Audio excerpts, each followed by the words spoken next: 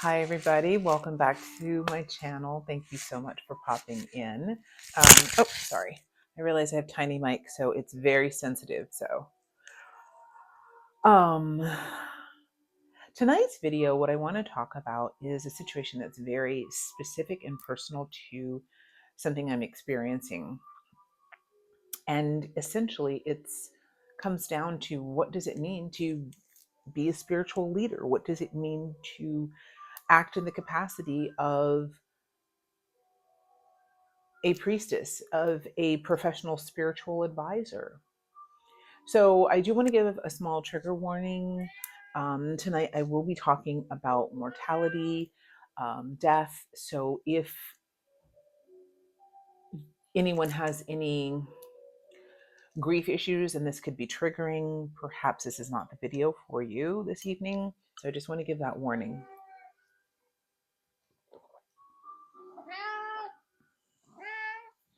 Um, but what does it mean to be a priestess, essentially, is what I want to discuss this evening.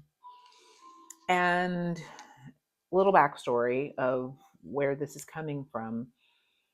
There's a woman that I've known for many years. I guess I met her in about 2011. And I'd been reading tarot for many years at that point. But when I moved back to New Orleans. And when I moved back, I started reading in Jackson Square. And when I tell you trial by fire, you're going to learn today. It's a very unique and interesting place to read, Jackson Square. And it's kind of like learning to swim by jumping off the boat into the Pacific Ocean. You're going to learn. And she was a reader, or had been a reader for many years prior to my coming out there to read. And I've stopped reading in the square several years ago. Sit in your chair. So I don't see her very often. When we see each other, hi, how are you? Hey, girl, what's going on? Chit chat. We were never close personal friends, but we were definitely contemporaries. And when I was a new reader, she definitely kind of taught me the ropes and being out there on Jackson Square. And was always very gracious and very kind. And she's an incredibly talented reader who has a very beautiful connection to spirit in a very authentic way. And it was just brought to my attention in the past week that she is terminally ill.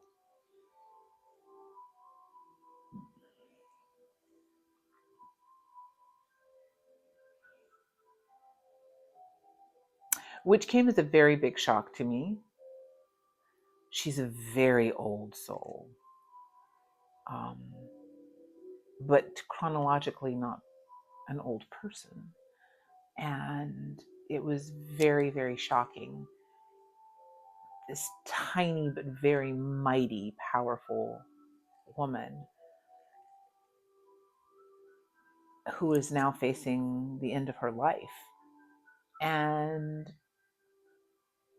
I've been struggling with going to visit her because of my own personal specific grief issues that I'm still working through. And if you've never seen anyone at the end of their life, it is not like television. And I had planned to go see her this evening.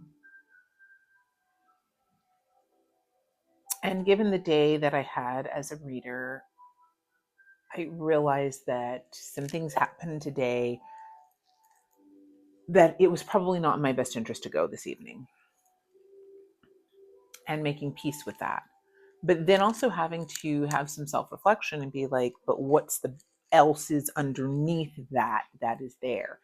And I think that's one of the things that I do as a reader. It's my reading style. It's one of the primary law that is around me, is about introspection, self-reflection, deep knowledge. And so it just made me think, well, what does it mean to be a spiritual leader? What does it mean to act in the capacity as a priestess? And I came home and pulled a few cards. And I love tarot so much because it never fails. So I reached for my beautiful Sistine Tarot from Rose Bay.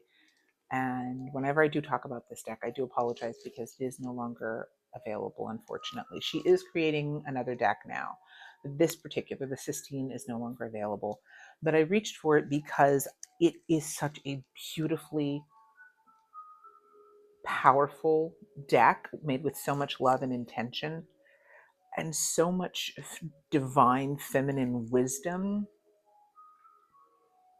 met with gentility and feminine grace and beauty. And with this subject matter, I realized that I really need that kind of energy. And so I pulled a card that is now being sat upon by a cat.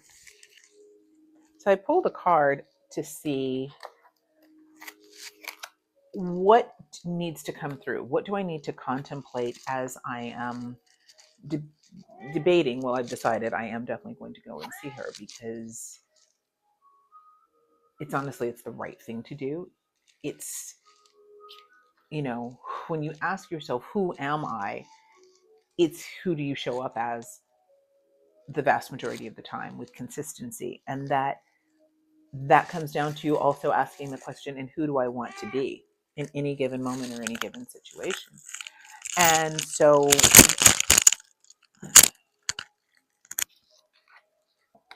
I drew the Seven of Pentacles.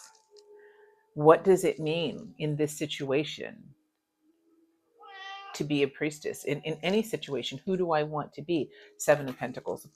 It means doing the work. It means doing the hard work sometimes. It means showing up and being present and in a physical way, actively doing the work.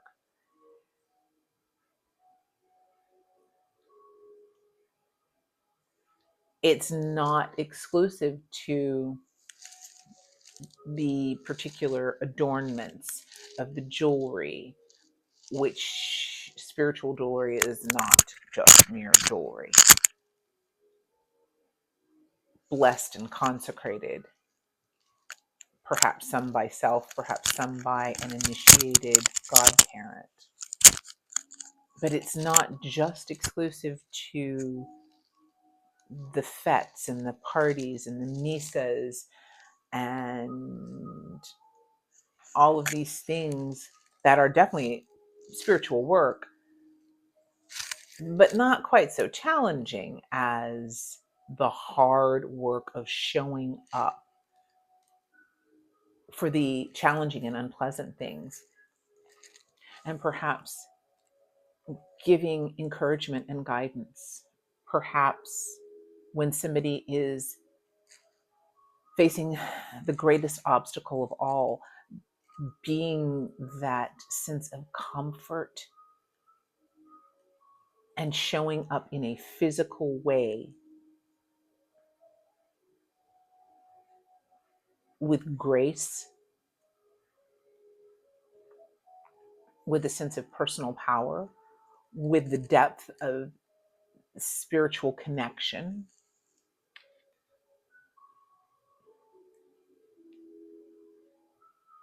And realizing that that kind of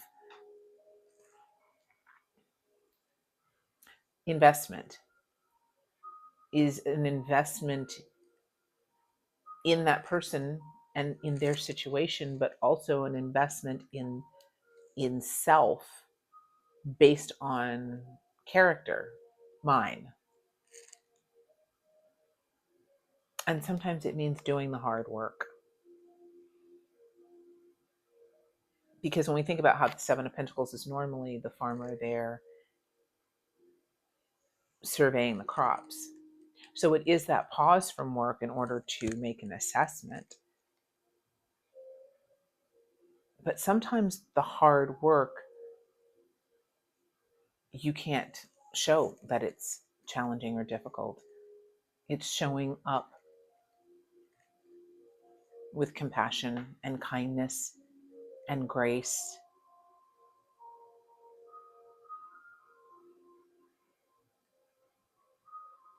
Not focusing on the aspects that are so challenging and hard, but being present and a comfort. And so when I asked for a clarifier, very rarely does this card mean what it says for me, but sometimes it does. The Death card, as someone is literally facing her own mortality. And when I look at the beautiful imagery together of the Seven of Pentacles with the Death card, as I think of the fact that we are about to enter into Yule and the season of Yule, we are still at the end of the closing of the Samhain season, a massive time of transition.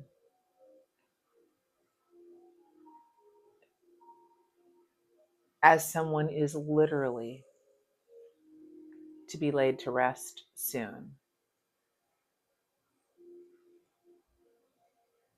showing up with, again, that beauty and that grace, that compassion, that kindness,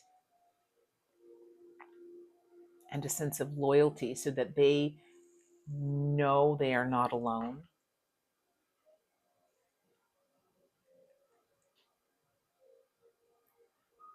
As their light is being eclipsed in this mortal coil, but watching over them, letting them know that they will not be alone. Acting in the capacity as someone to be present, to spend the time,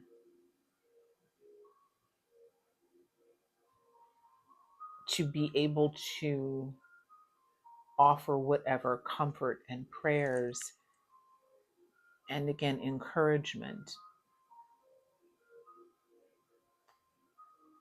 so that their transition can be as peaceful as possible, so that they're able to face it with a sense of comfort and grace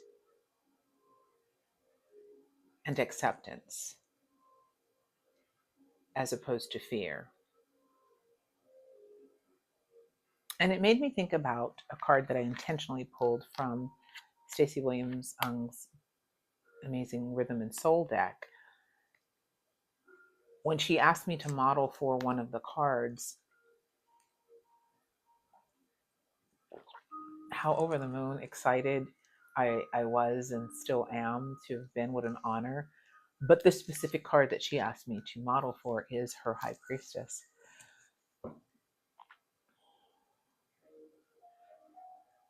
And it made me realize the High Priestess sometimes needs to be recognized as, in a more literal sense, acting in the capacity as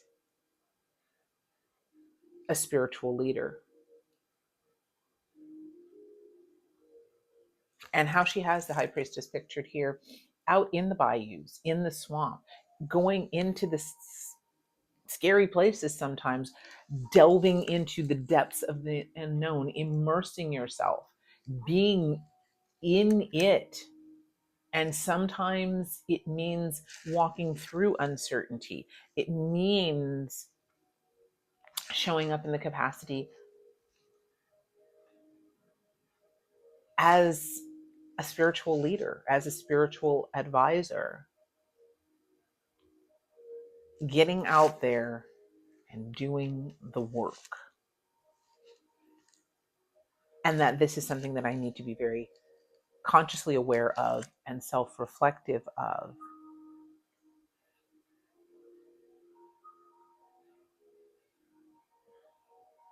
as it's time for someone to transition, which is really interesting with the moths because it's very Hecate.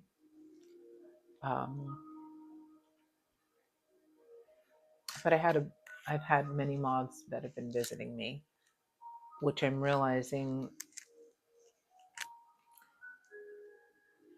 for spiritual reasons, a particular spirit, Hecate, but also giving me a nod that someone was going to transition. So sometimes it means doing the work. That's not the regular day-to-day work. That may be the work that we're most familiar with, but doing it with compassion, grace, love. And maybe it is a sense of loyalty to an individual. Maybe it's a sense of loyalty to our spirits. Maybe it's a sense of loyalty to our own character and the person that we want to show up as and be.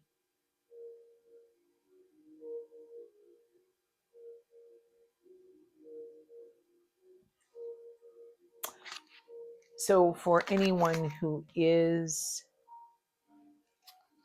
considering entering into the role as a professional reader or initiating into whatever traditions, maybe this will give you some things to contemplate. Maybe it'll give you some guidance. Maybe it'll give you some things to contemplate. One thing definitely about Haitian Voodoo is it's doing the work. It is definitely doing the work. So until the next video, I am wishing you all the love and many blessings.